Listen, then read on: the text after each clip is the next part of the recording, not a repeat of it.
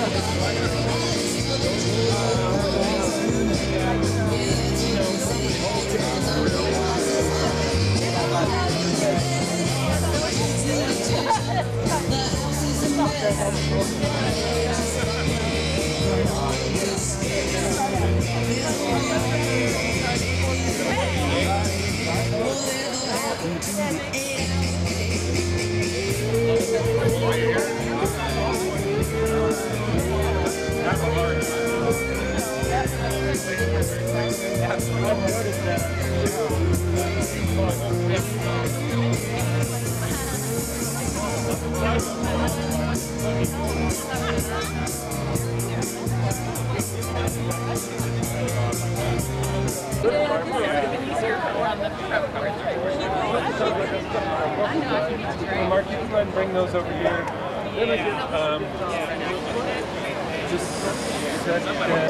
Oh my goodness, is this new? Yeah, it's a new tripod. Hello? Has a little level.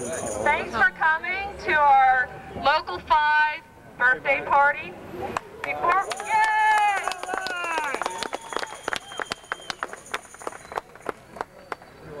Before we start all our special guests giving all their great speeches, this is kind of a group thing.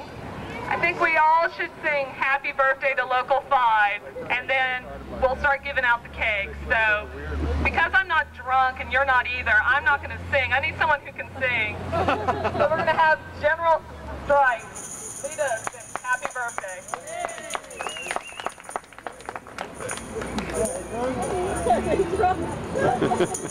Are you guys drunk? I just want to get a clear now.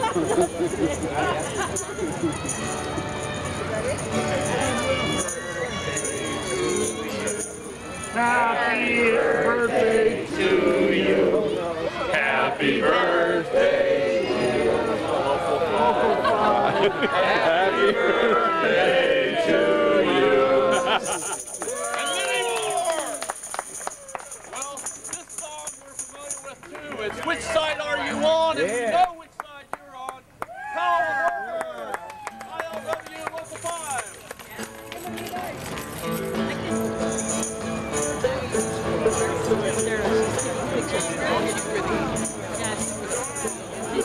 All you good workers, good news to you all. Of how the good old union has come in here to dwell. Which side are you on? Which side are you on? Which side are you on? Which side are you on? Workers, can you stand it? Oh, tell me how you can. Will you be a lousy scam or will you take a stand? Which side are you on? Which side are you on? Which side are you on? Which side are you on? Don't scab for the bosses, don't listen to their lies. Us workers haven't got a chance unless we organize. Which side are you on? Which side are you on? Which side are you on? Which side are you on? Oh, fat pals, there are no neutrals there. You're either with the union or the boss who doesn't care. Which side are you on? Which side are you on? Which side are you on? Which side are you on? One more time. Which side are you on? Which side are you on? Which side are you on? Which side are you on?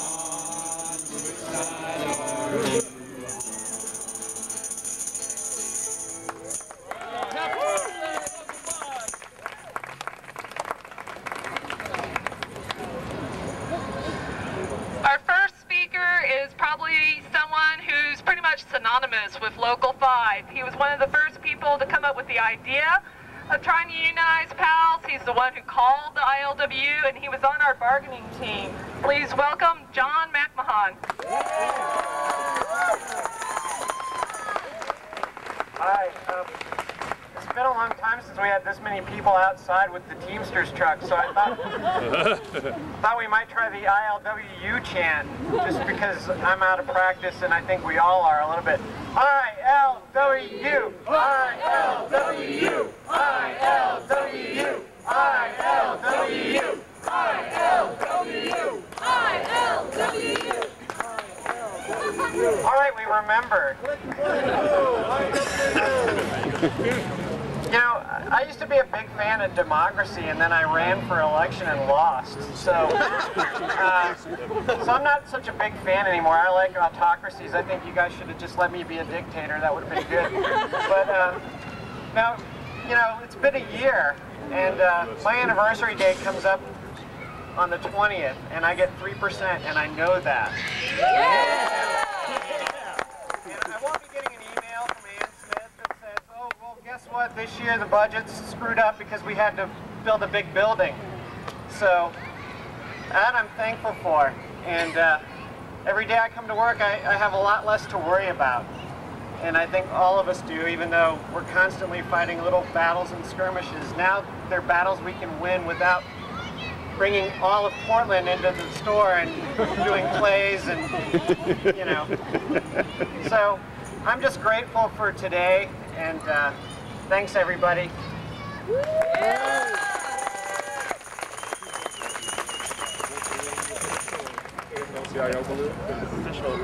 Our next speaker is Brad Witt. He's the Secretary-Treasurer of the Oregon State AFL-CIO. He was a member of the Carpenters in the UFCW. Please welcome Brad Witt.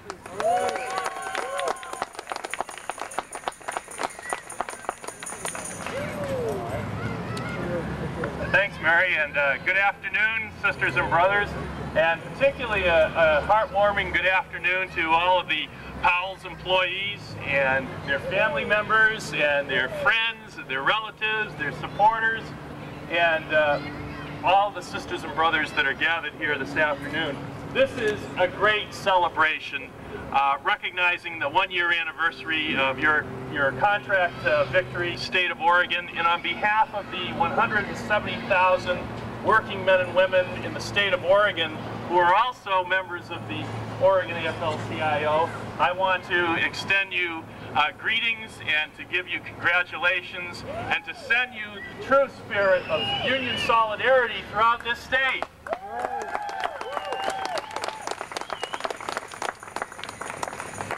This contract victory was a victory on many, many levels. And to all of you who achieved this, just a tremendous congratulations. But it was a victory for more than just the workers in that individual unit. And I want to take some time to talk about that here in a minute. But I also want to discuss how important it is that each and every one of you that was involved in that victory cared enough to make a decision to establish democracy in your workplace.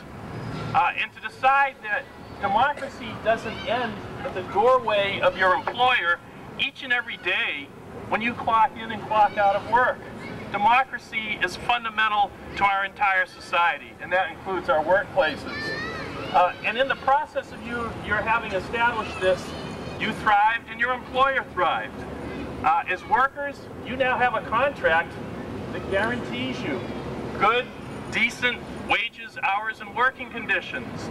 And all of these improved significantly with your very first contract. You had one of the greatest gains of any union here in the state of Oregon with your very first one. You also have the satisfaction of knowing that you did this for yourselves and for each other in the true spirit of union solidarity. And I think it's important for all of us to take a moment, and hopefully Michael Powell may be paying attention as well. It's not just the workers that benefited from this.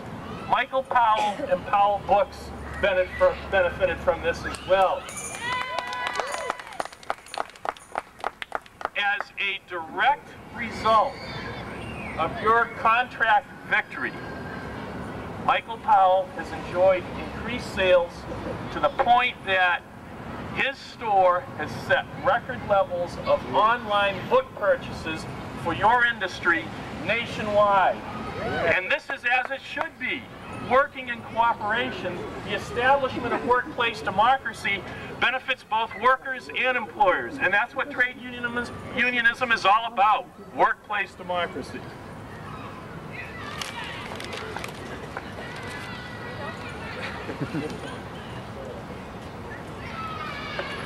I also want to comment too on the shot in the arm that your victory gave for the entire labor movement. Having organized nearly 400 workers, you established a bargaining unit, ILWU Local 5, which is 10 times the average bargaining unit that's established in the private sector here in the state of Oregon. And this is critical to the vibrancy of the entire labor movement. We have set a goal, AFL-CIO-wide, of organizing 8,500 workers in this state each and every year. And your victory was a very, very large part of that. And your dedication and your campaign was an inspiration for all of us to keep up that good work. So thank you, each and every one of you, from the entire labor movement.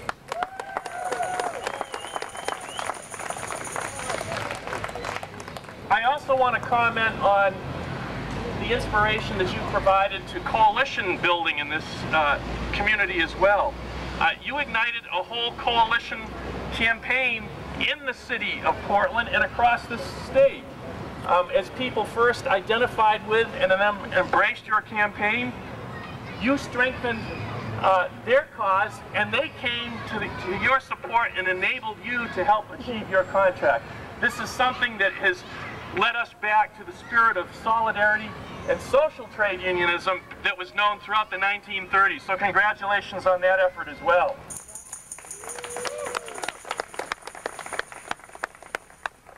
And last but not least, you grew a movement. You not only helped to grow the labor movement, but you grew a social movement based on all of these coalitions among people who are concerned with the social condition, sustainable communities, and democracy in the workplace, democracy throughout society. And so once again, on behalf of the 170,000 working men and women of this state AFL-CIO, I thank each and every one of you for helping us to build sustainable communities here throughout the state of Oregon. Congratulations.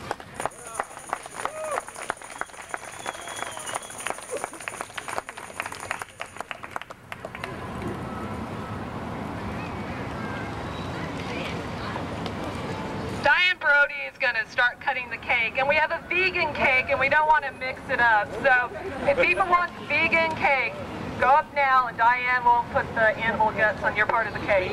So. Now we have Cindy Chan, who will be speaking. She is co-chair of Jobs with Justice, an activist extraordinaire. She was one of our main activists who did such a great job in all our different rallies in front of the store, and I'll always remember her at the Christmas rally. Please welcome Cindy Chan.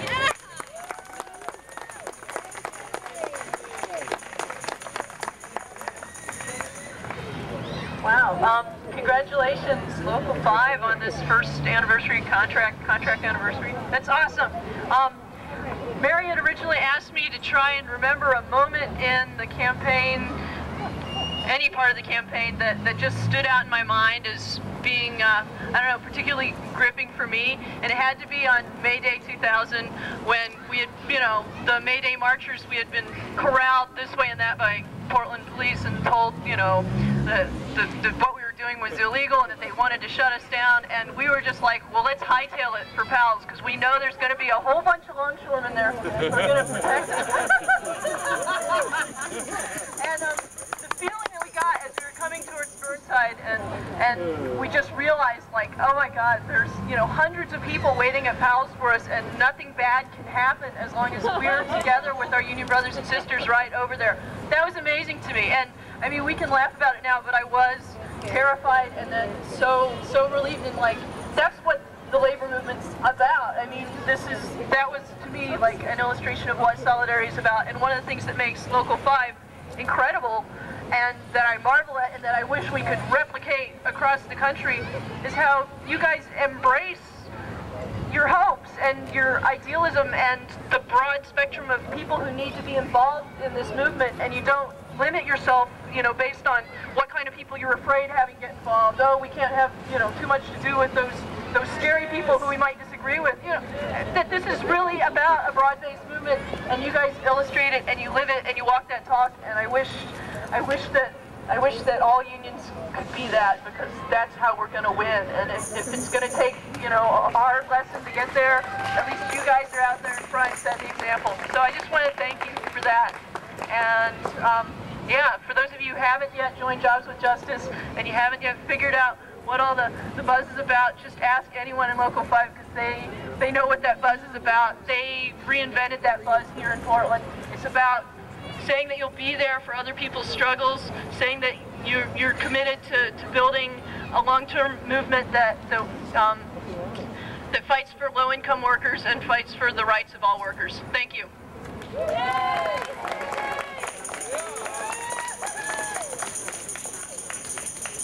If anybody wants some balloons, please go to the balloon people. If you want cake, come to the table. Next up, we have Yvonne Martinez on staff with AFB Council 75. Yvonne is an amazing, amazing activist, and I heard a story that she really, really scares management.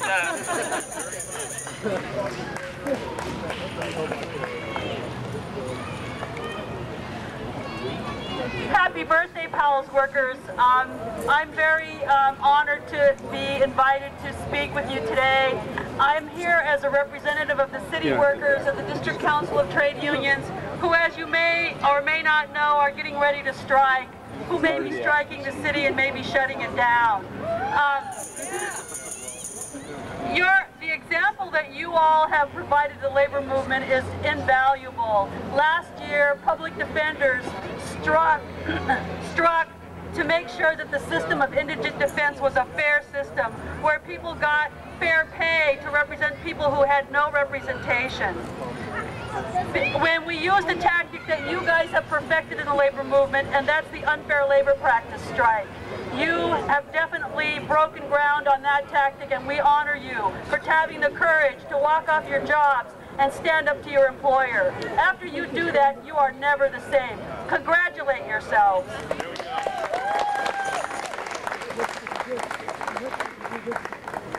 This year, members of the District Council of Trade Unions, the city workers that work in the License Bureau, the Police Bureau, Sewer and Maintenance are getting ready to strike. We're wearing our ready to walk buttons. And we've backed the city council off, and now it's in the city, we backed the city managers off, and now it's in the city council's hands about whether or not the city will be shut down. We know that from your experience that our actions have to be public actions and they have to be social actions. Social actions that bring the community in. Social actions and shop floor militant solidarity, which is what you all have demonstrated in the labor movement. That's what we have learned from you, and that's what we are doing. Some of you joined with us on the DCTU tour of Portland, where Mary spoke, and where we were able to show that the city has diverted millions of dollars from the general fund to fund trolley cars, ballparks, and esplanades. The big issue for us is health care. Right now, at $400 a square inch, an inch of the esplanade will pay for health care for 2 families. That is incredible, that the city that is so wealthy and so able to provide, you know, expensive ballparks and sidewalks can't provide health care to its own workers. That is what our issue is about. It's about health care and decent pay. We'll win because you won. We'll win because you're there. And we'll win because we know you'll be there for us. Thank you very much. And happy birthday.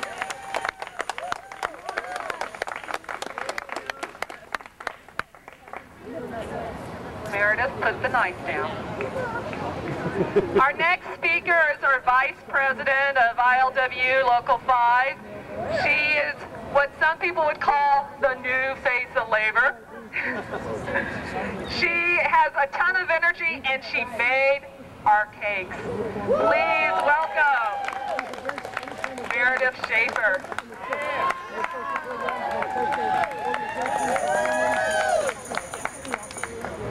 Hi, thank you all for coming. I did make the cake.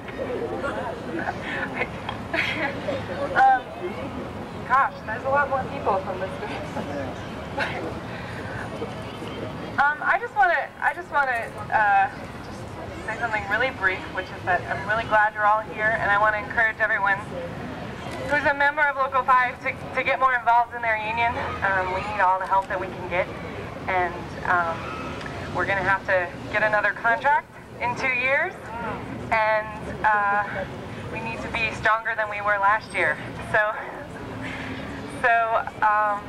whatever you can do, if you can, come to a meeting once a month or come to the office once a month and, take on a project or help with a committee, because we really need that to be able to build a movement outside of Pal's books, and which is, the reason that we started our own local.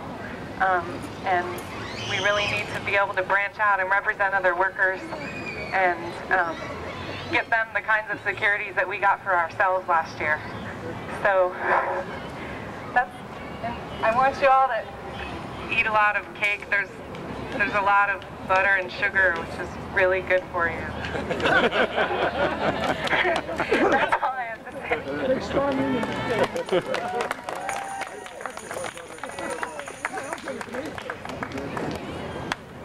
Our next speaker is someone who's just come so alive during this whole unionizing effort.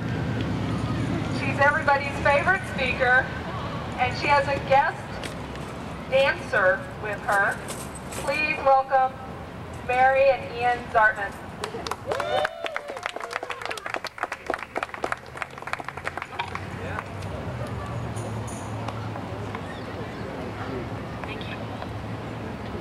My son invented the Local 5 dance. It goes like this.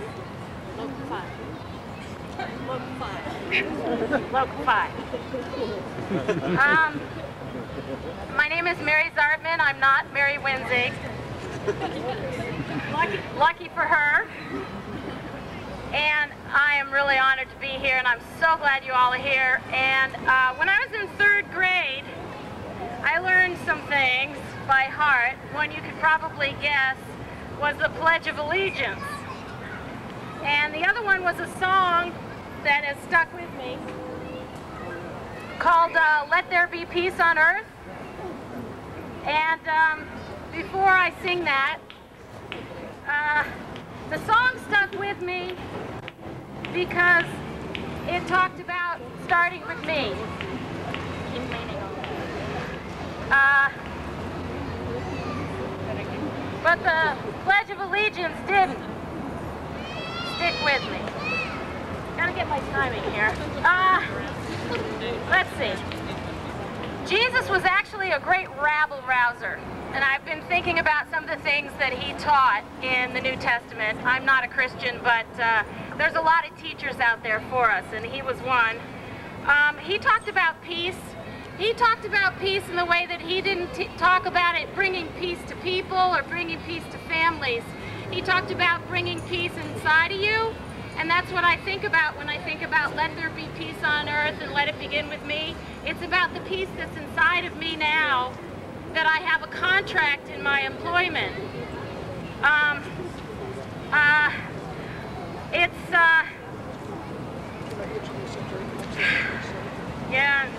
It's the kind of peace that you get when you walk with your true self.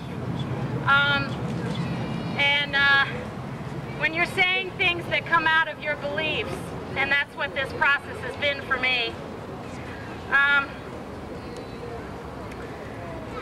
I'm not sure peace and democracy go together very well either. Like Jesus, I had some doubts about what peace is among people. What I've been asking myself a lot lately is how do I practice democracy? How do I practice the ideals that this really cool union that we chose espouses?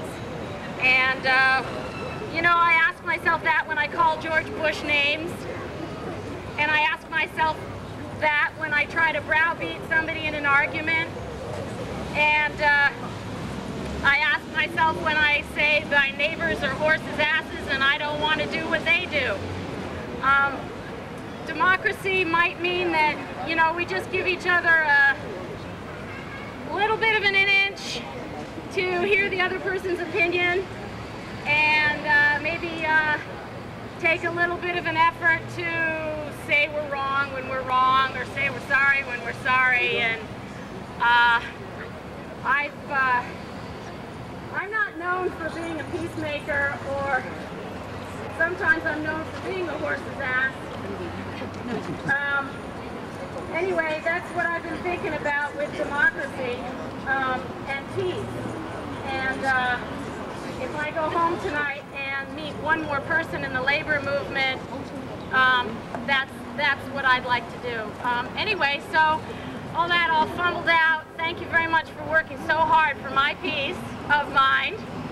And if you all know the words to Let There Be Peace on Earth, it'd be great if you joined me. I can't sing on key, but it goes like this.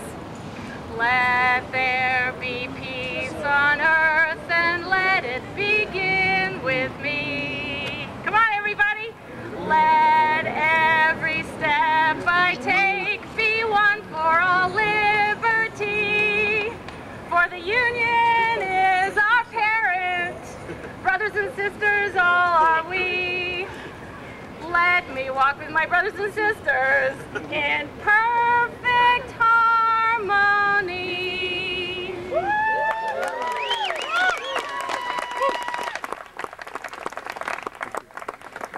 Now General Strike is going to lead us in another song.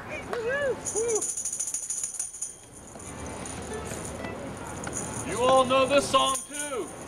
Union Made.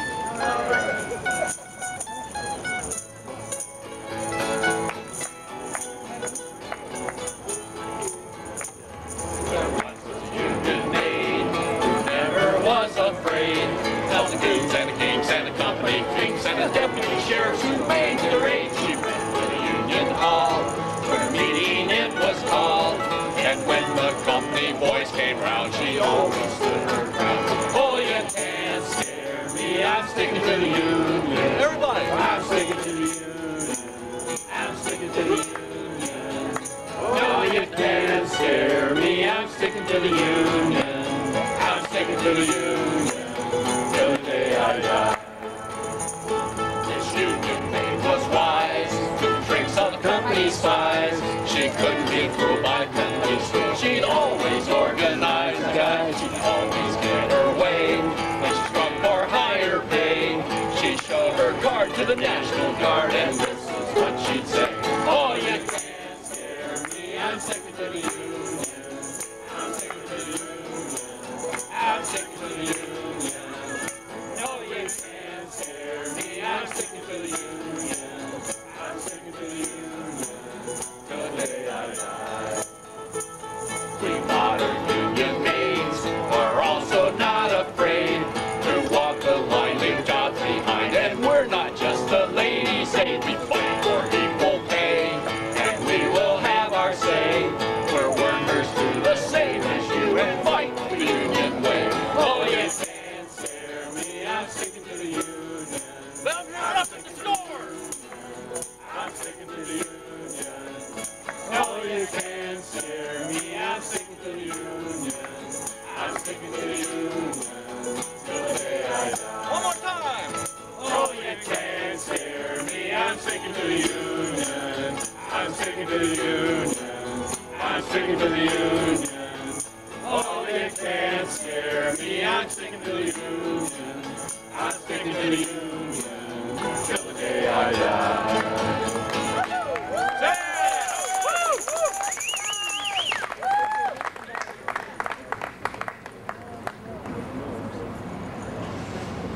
Our next speaker is Bill Zimmerman of the Teamsters Local 206. The Teamsters did such a great job in supporting us that the Fox channel, every time we had a rally, said, Teamsters Local 5. So here he is. Thank you. Hit the air horn, Bill! Thank you. I can't sing or dance, but I can drive a truck, so I guess that kind of counts. You know, everybody took time out to be here today and appreciate that, and happy birthday to the contract. A lot of people really worked hard on it. And I want to tell you why I've driven the truck to many rallies and why I get involved. And it all comes back to about 1997. I was involved before that, but this really motivated me. In 1997, the UPS strike, which was over Part-Time America, and in our local we had a step van and we painted it UPS brown, and I had the opportunity to drive that van up and down the I-5 corridor to all the strike lines. And I came back one night and they had a rally down in Swan Island. I figured, well, okay, I'll head down there. So I took the truck down there and I parked it and I got out with my picket sign, Teamsters on strike to save the American dream. And as I started walking up and down the picket line, I saw this young woman sitting on the curb and she was crying. And I thought she had fallen and gotten hurt or something had happened, so I walked over to see if I could offer assistance. And when I walked over there, I asked, is everything okay? And she said, yes, it's okay. She said, my rent's due tomorrow, and I just don't have any money to pay for it. And then she looked at me and she said, but I'm staying out here till we win. And I thought, well, hey, that's really good. This is what I want to hear, you know, willing to personal sacrifice. Everybody here today made a personal sacrifice. Powell employees made a personal sacrifice. We're hoping Michael Powell made a personal sacrifice. But what she said next to me motivated me and put me on a path that I haven't been able to stop. Because as she told me about, she didn't have the money to pay her rent. She pointed over to this dirt pile where these two young girls, about like this, and I see a young guy sitting over here. She pointed up to that dirt pile, and those two kids were playing there, and she said, they deserve better than this. All right. Well, Michael Powell, your workers deserve better than what they had, and they went and got it. Thank you.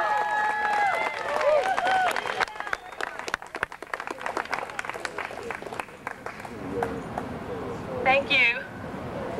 Our next speaker is the person who led us on all our strike pickets, Mr. Incredible Kid, Steven Strasbaugh.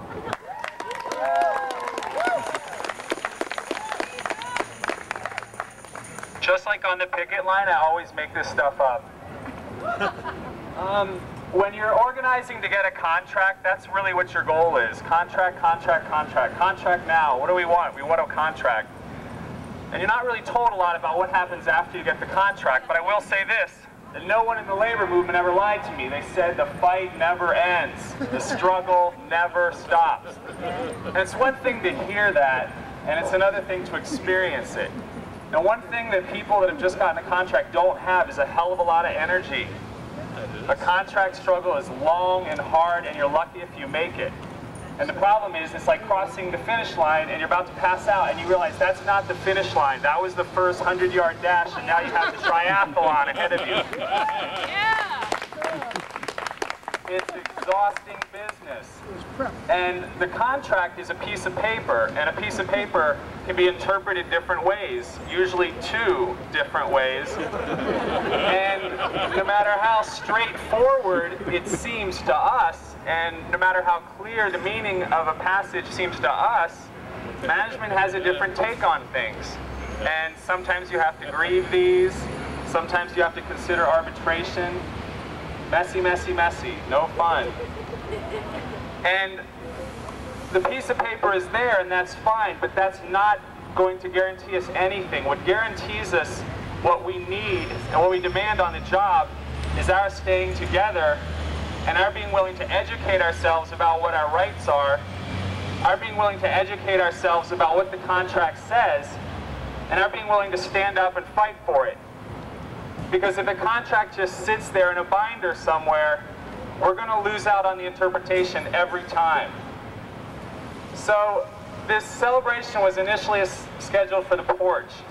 And we're in a park and it's much nicer and we've got trees, but we have to remember that the porch is why we got a contract. It was because everybody was willing to show up there. It was because of the steel workers, the carpenters, the Teamsters, AFSCME, all the AFL-CIO, the anarchists, the Wobblies, Jobs with Justice.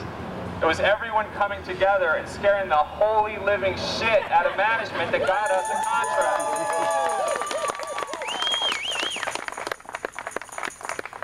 So don't forget the front porch. Thanks for showing up. And if you've been missing us at your rallies and your struggles, just give us a little time to catch our breaths. Thanks. Thank you.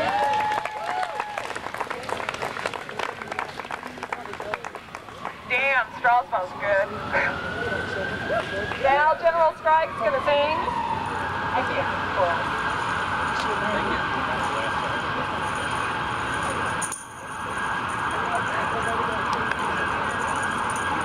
Every member of a union should have an arsenal of union songs. Yep. We happen to have a CD with a few songs, all the words on it. It's not available at Powell's, but it's available here. We're going to do a Billy Bragg song. You all know it. Power in a Union. There's a line in it about black leg. A black leg is a British term for scab. There ain't no scabs around here, eh?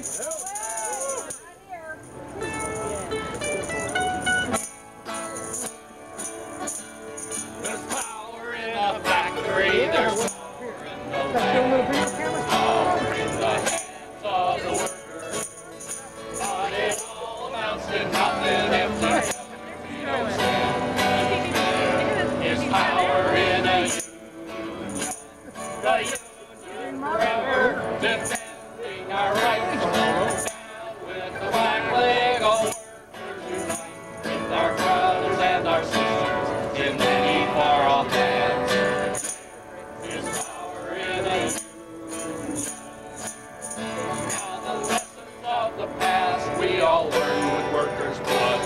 The mistakes of the bosses we must pay for. From the cities and the farmlands to trenches full of blood. War has always been the boss's way. Sure, the union forever defending our rights. Down with the black leg, all workers unite with our brothers and our sisters in many far off lands. There's power in the union. I long for the morning when they realize goons and unjust laws cannot defeat us. But who'll defend the workers who cannot organize? When the bosses send their lackeys out to cheat us. Money speaks for money, the devil for his own. Who comes to speak for the skin and the bones? What a comfort to the widow, a light to the child. There is power in a union. The union forever defending our rights. Down with the black leg, all workers unite with our brothers and our sisters in many far off lands. There's power in a union. There's power in a union.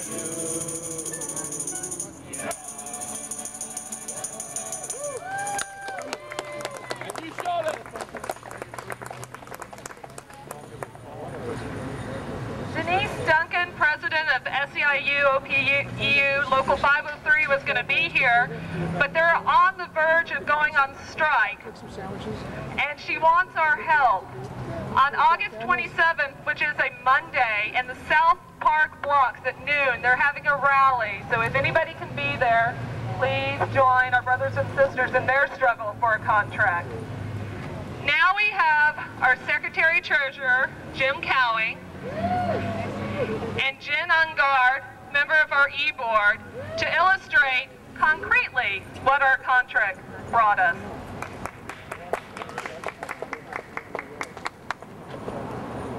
Well, I'm the numbers guy, so I'm going to talk about numbers. And some of you may think they're boring numbers, and some of you may think they're small numbers, but they're important numbers for us. So when I first looked at the bargaining unit wages back in 1999,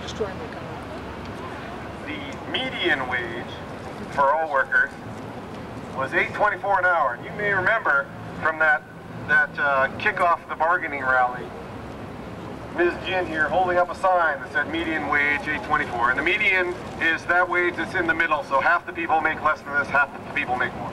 So for all workers it was $8.24, but for the booksellers, if you take out the computer professionals and some of the other support staff and just focus on the people who deal with the customers and the books directly, it was only $8 an hour. So half of the workers, 150 people, were making less than $8 an hour. Meanwhile, turnover, unsurprisingly, was high, exceeding 25%, and lots of people fell through the cracks. For example, there was one 5-year employee that comes to mind who was making $7.27 an hour after 5 years at Powell. So one of the factors leading to unionization was a memo that went out in September of '98 saying that, well, we couldn't afford to do the kind of raises we've been doing, so everybody's going to get 0 to 3%, and most people will get a 2% increase. Now, when you're making $8 an hour, a 2% increase doesn't even keep you up with inflation. So that was a major catalyst for unionization. A year later, I looked at the, just about the time we were getting ready to sign the contract, I looked at the numbers again, and how much do you think those median wages has gone up in a year of our campaign, a year of bargaining? During the bargaining. This is before we got our contract now. Not enough. Not at all. After a year, it was still exactly the same. $8.24 and $8 an hour. But I just looked again last night at the numbers after nearly a year of our contract. And the first thing I noticed was that the turnover has been cut in half. And after looking at the numbers, the wage numbers, it wasn't hard to see the reasons why. First of all, nobody was falling through the cracks. I mean nobody. There were a couple of people who, before we started bargaining, had been above the maximum wage in their wage scale. But we noticed those people and we negotiated specific exceptions for them. So even after paying their dues and whatnot, they still come out ahead. Everybody else got, or will be getting this week, more than the maximum that management said we were going to get of 3%. After dues are paid, after all the trade-offs, everybody comes out better off than Powell said the best person was going to.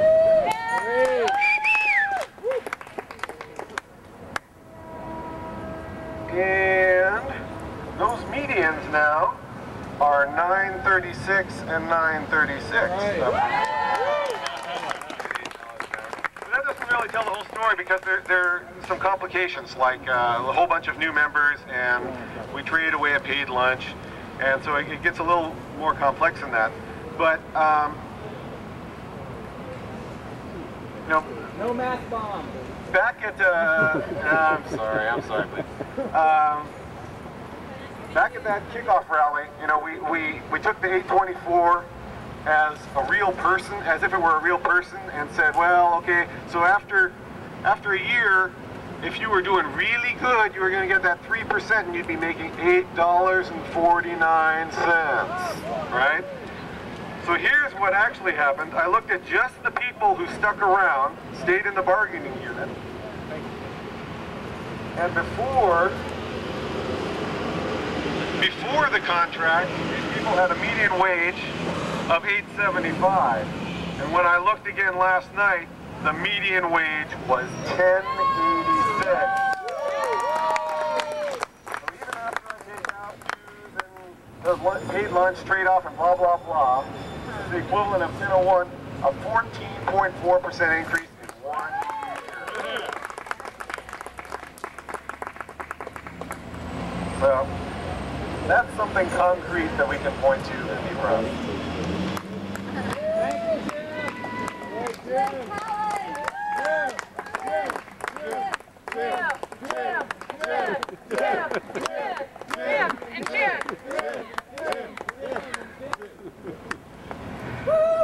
We just have a couple more speakers. Make sure you get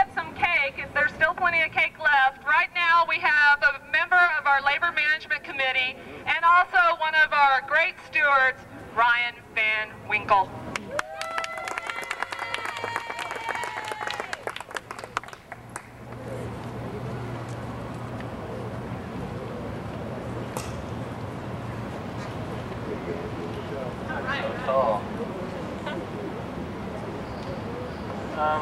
I'm gonna start out with some slightly depressing factoids. The vast majority, not necessarily the vast majority, but most unionization attempts actually fail and don't reach a contract. And if you look at the industry as a whole, at least in the book industry, in companies that would be comparable to PALs, if they do get a contract, they never get a second contract. They just don't survive. I think we're going to survive. One of the reasons is the way we go about organizing PALs, along with all the help we had from the outside, is it wasn't just all about getting a contract. It was about creating a family and about creating a support network. Just recently, an employee got really shafted by the new timekeeping policy and was suspended. And when she came back, she said that she never worked at a place where so many people came up to her and said, "Oh my God, I can't believe they did that." She just said she had so much support. And we've turned, she was like, "I was just gonna quit, but I'm not gonna quit now. I want to fight." All right. So we're creating more than just we are organized labor. Right. We're creating a family and a small army of activists. Right. And we will go out into the world and we will conquer. I don't know if I have any more to say. I got a call last night. You're speaking, right? I am. Did you get those new shoes, Ryan? I'm wearing my new shoes now. For those of you who don't know, when I first started, I was making so pathetically little money that I couldn't afford to buy the shoes. My shoes ripped up and I couldn't afford to buy new ones. And I bawled in front of the, what was the board? The Workers' Rights Board. Made the rabbi mad, if I recall. And now after the contract, I can afford shoes. Definitely a step in the right direction for me.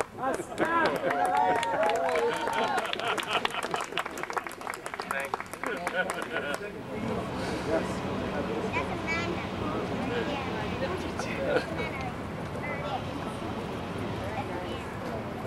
One of our brothers from the airport store couldn't be with us, Tom Hyde. He's a steward out there.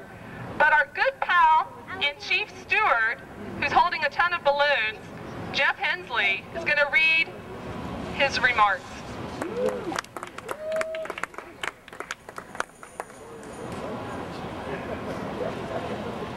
Okay, this is from Tom Hyde. It's been said that the only cure for not enough democracy is more democracy. And early on in our unionizing campaign, one of my co-workers who was skeptical about bringing the union into Powell said to me, "Look, this is work, not a democracy." I think I know what he meant by this, and there's a ring of truth to it. The workforce needs direction to be efficient. You can't have everyone in the place just doing their own thing. The place is owned by someone and the boss is the boss. On the other hand, the notion that this is work, it's not a democracy, well, this could be said of slave labor camps in Nazi Germany, but you can bet the inmates weren't saying that to one another. So the question is not really one of essence, but of degree. When and where should democratic principles be applied in people's working lives? This company, Powell's, while different in some ways from other businesses, nevertheless likes to see itself as a corporation like any other, subject to the same market forces that affect other companies. What are some of these forces, these trends? Some of them are to automate the workforce, to downsize, to restructure, create a pool of turnstile employees who are paid low wages and have no secure employment and no clear avenue to advance themselves. The idea here is, we'll claim they have to do this to compete with all the other corporations who have to do the same thing. This kind of thing is far from being inevitable. Management is not the plaything of market forces. Somebody chooses, some person makes the decision, and these decisions can have widespread social effects. effects that can take us far from the American dream of opportunity and democracy. Effects that weren't decided upon through a badly through a ballot box. So where does democracy start and end? Where do we practice democracy? Only at the ballot box on election day? Well, I say democracy starts at home in your own backyard. You practice it every day. I say shine the light of democracy everywhere, that it can illuminate injustice and unfairness and help to eradicate it. For me, democracy is alive and well and functioning in this union, this Local 5, that my brothers and sisters and I have helped to create. And where does democracy end? It ends where we say it ends. This is one of the things my union means to me, the opportunity to practice democracy right where it's needed, in my own backyard, in my own workplace. I cherish this and I heartily recommend it to anyone listening who hasn't been able to share this experience. Support union activity in your workplace and let that light shine wherever it will do some good. Right.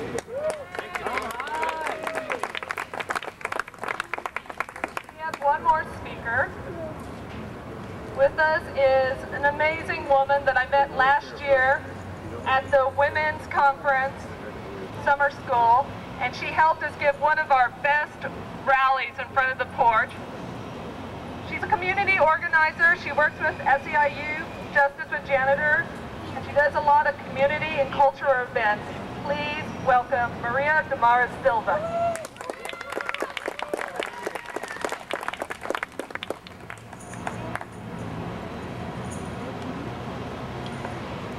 ¿Se puede? All right, I asked, can we do it? Yes, we can do it. ¿Se puede? Sí, se puede. All right, there we go. Mary asked me to close this beautiful rally by bringing energies and the passion of Justice for Janitors. And let me introduce some of the janitors that, I thank them for being here today. Yvonne sitting down there in the back, Mark, Grenade, and Edison from Justice for Janitors, SEIU Local 49, and of course, the SEIU Local 49 chant leader, Yareli. Justice for Janitors! Sí, señor! Justice for Janitors! Sí, señor! Justice for Janitors! Sí, señor. Sí, se puede! What do you want? Justice. What do you want? What do we want? Justice. When do we want it? Now. What do we want? Justice. When do we want it? Now. What do we want? Justice. When do we want it? Now. What do we want? Justice. When do we want it? Now. What do we want? Justice. When do we want it? Now.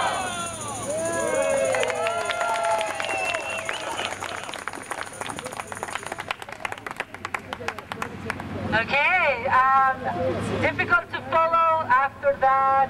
This is one of our inspiration of Justice for Janitors campaign for being fighting. What I was going to say has been taken already for all these wonderful speakers. So I will just talk for a couple minutes about mobilizing. Mobilizing is something that it makes the campaign of the Powell Bookstore workers something very successful and inclusive to everybody, to people from different backgrounds, and people from different ethnic backgrounds also, which is something very important. We have a very common saying in Mexico, which is, camarón que se duerme se lo lleva la corriente, which means the shrimps that falls to sleep in the ocean, the ocean seawater will eventually come and take it away. So we cannot fall asleep. And by bringing the creativity that the Powell Bookstore workers were able to bring to this campaign, it made a difference. From painting the sidewalk to give a message of love and solidarity to the customers, they made a difference in our community. By continuously reaching out to the people, community, and other customers, that made a difference. And that's what Justice for Janitors essence is, mobilizing for better working conditions. Sometimes it's difficult for us to support in a way that it could be very meaningful, but also it's very meaningful to support the struggles such as the Powell Bookstore workers by mobilizing and participating in their direct action. Direct action, it has been one of the longest and most strategic and powerful tools that the labor movement has had since its foundation. So I just want to encourage everybody to continue mobilizing, bring up your workers, bring up your members, you know, continue doing that leadership development that you are working on workers. Workers love to participate. Workers love to get their hands on into things that they could see more concrete. If you give them a specific task, they will come and they will participate. Jareli is a chant leader, so she knows that's her job every time she joins her father Edison to our picket lines. And each of us, there is a space for us in the union. Some people are good in speaking, some people are good making signs or making phone calls, and that's what we have to identify in our members, in our leaders, so they all can participate and we won't fall asleep. So we won't have a representative services model as we did a couple years ago. So let's continue the fight. We have some cards. We are participating in SEIU Local 49, Justice for Janitors, in the 1 million signatures for amnesty, and we're going to present this to President Bush and Fox, and we want to do that next month. So hopefully you guys sign up one of these cards. It says, I'm Mexican immigrant. Just change it to say whatever you want to say. You can say ally, you can say Caucasian person, ally, or union supporter, anything you want. And this is a way that will really support us. It's not going to be only a signature that we're going to be asking. It's going to take a lot of work for us to get amnesty for immigrant workers. If you believe all workers deserve respect, dignity, wages, and improve their working conditions, then support amnesty, because that's what's going to help us. So we also have a petition, and we're going to be also passing the petition, and we're going to be also singing with strike, with general strike, Solidarity Forever. But let's finish this with a chant. What do you want? Contract. What do you want? Now. What do you want? Justice. What do you want? Now. What do you want? Justice. What do you want? Now. Sí se puede. Sí se puede. Sí se puede. Sí se puede. Sí se puede. Sí se puede. Sí se puede.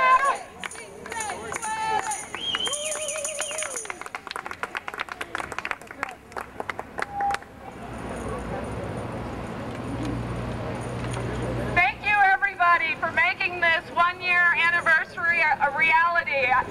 One person I want to pull out in particular is Mark Perry, who couldn't be here today, but he made the signs and he brought the chalk, and he's just great. Please give your thanks to, once again, to Merida for putting together this amazing cake.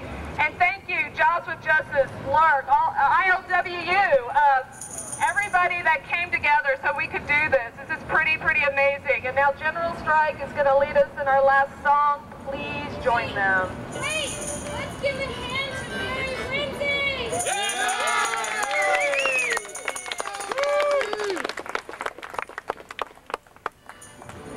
This song was written back in 1915. Been sung in every around the world. Solidarity Forever, written by Ralph Chaplin, Industrial Workers of the World. Sing it.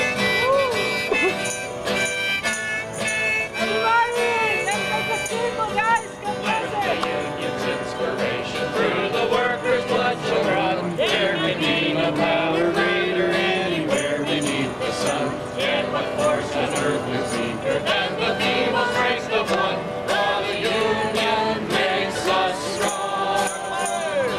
Solidarity forever. Solidarity forever.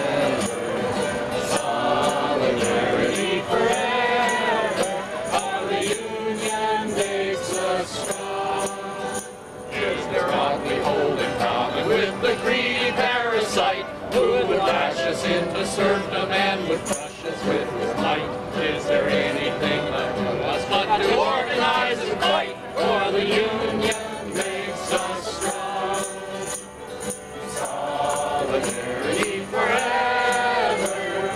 Solidarity forever. Solidarity forever. For the union makes us strong.